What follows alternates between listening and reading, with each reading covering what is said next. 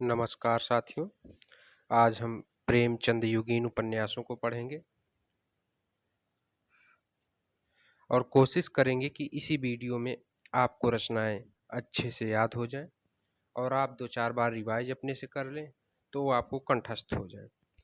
दोस्तों, हम सबकी दिक्कतें होती कि हम रचनाओं को तुरंत भूल जाते हैं, तो मैं कोशिश करूंगा कि इस तरीके से रचनाओं को याद किया जाए, एक दूसरे से को रिलेट करें, एक झूठी मूठी कहानी गढ़ें ताकि वो कहानी आपके दिमाग में बनी रहे।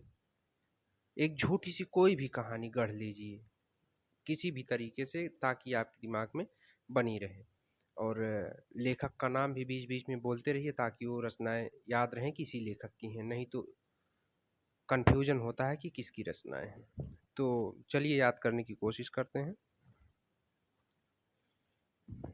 प्रेमचंद जी के उर्दू में लिखे गए उपन्यास हैं जिसे उन्होंने बाद में हिंदी में ट्रांसलेट किया था। तो पहला उपन्यास इनका असरारे मुआविद 1903 में। अब मुआविद से दोस्तों मस्जिद समझ लीजिए। मस्जिद किसका स्थान होता है?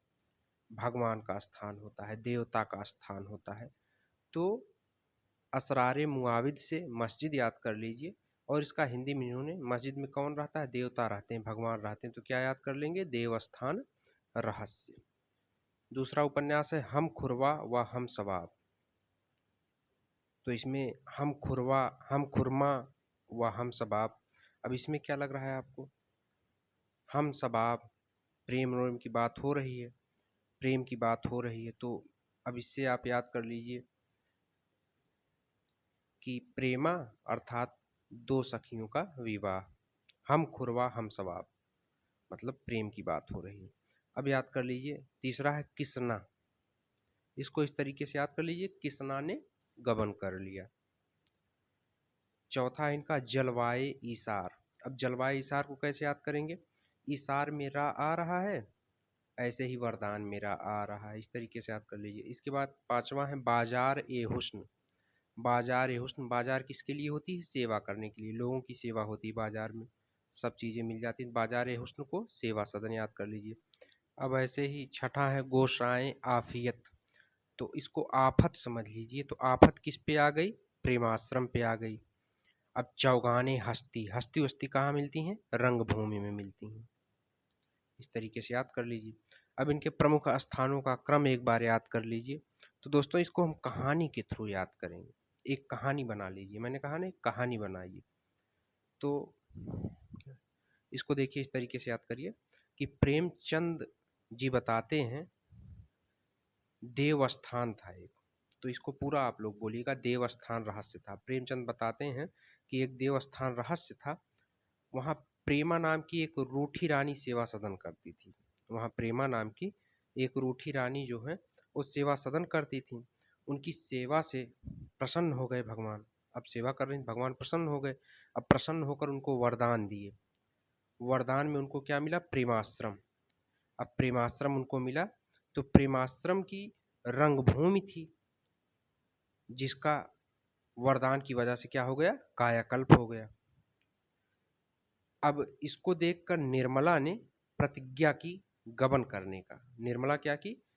प्रतिज्ञा की गबन करने का, जिसकी वजह से उसको कर्म भूमि में गोदान करना पड़ा।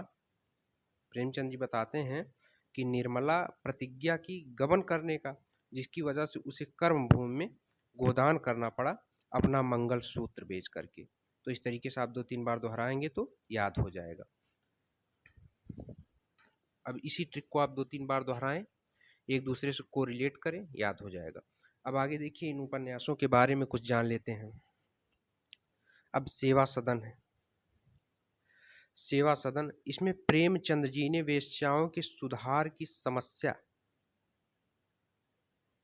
उठाई है। प्रेमचंद जी ने स्वयं इसे हिंदी का बेहतरीन नावल कहा है। इसके प्रमुख पात्र हैं सुमन और शांता। प्रेमाश्रम, इसका उर्दू संस्करण क्या है? गोसाएं आफियत। यह हिंदी का प्रथम राजनीतिक उपन्यास है। इसे गोदान की पूर्व पीठिका कहा जाता है। इसमें किसानों के दुरावस्था, जमींदारों का अत्याचार आदि का वर्णन है। प्रमुख पात्र हैं प्रेमाशंकर, प्रियानाथ आदि।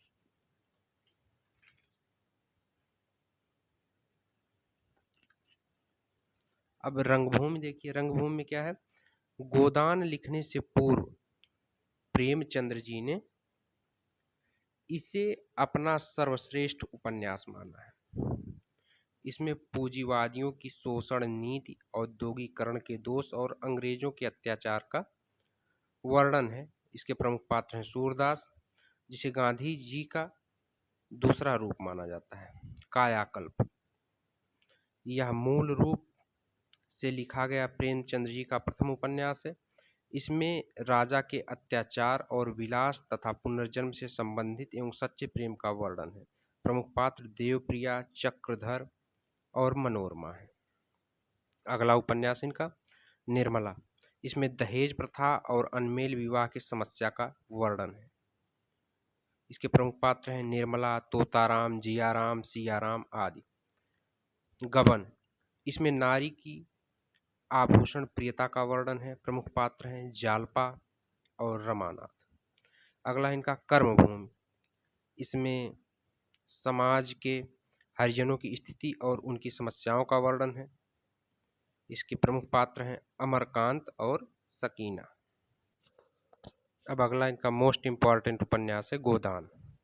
इसे देखिए, यह हिंदी का श्रेष्ठ उपन्यास है, यथार्थवादी उपन्यास है। इसमें किसान की समस्याओं का चित्रण किया गया है। इसके प्रमुख पात्र हैं होरी, धनिया, गोबर, झुनिया, मालती, मेनका, गिरजा आदि। इसके संबंध में आलोचकों के प्रमुख कथन देख लीजिए।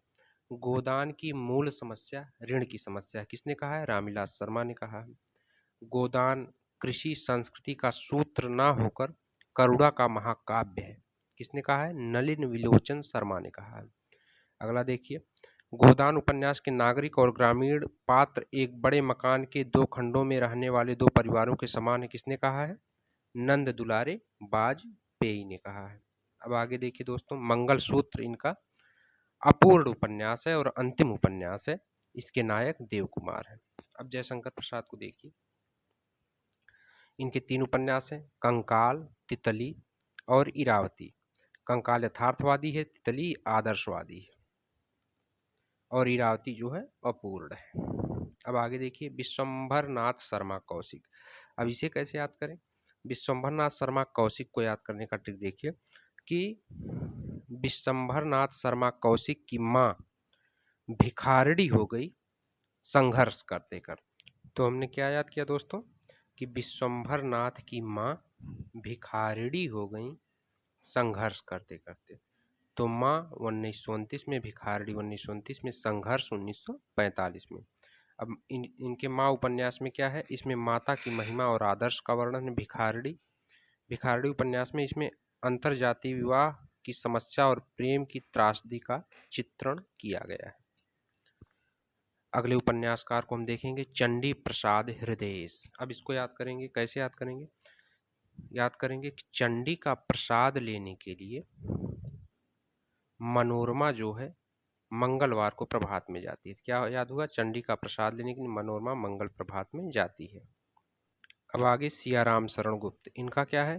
गोद है, अंतिम आकांक्षा है और नारी है। इसे कैसे याद करेंगे कि सियाराम की शरण में जो जाएगा वो उसे अपनी गोद में बैठा लेंगे और उसकी अंतिम आकांक्षा भी पूरी करेंगे, चाहे वह नारी ही क्यों ना हो। याद हो गया। अब अगले उपन्यासकार हैं प्रताप नारायण श्रीवास्तव। अब श्रीवास्तव में वा को पकड़ लीजिए। वा से विदा, विजय, विकास, बेकसी की मजार, विपथगा। Thanks for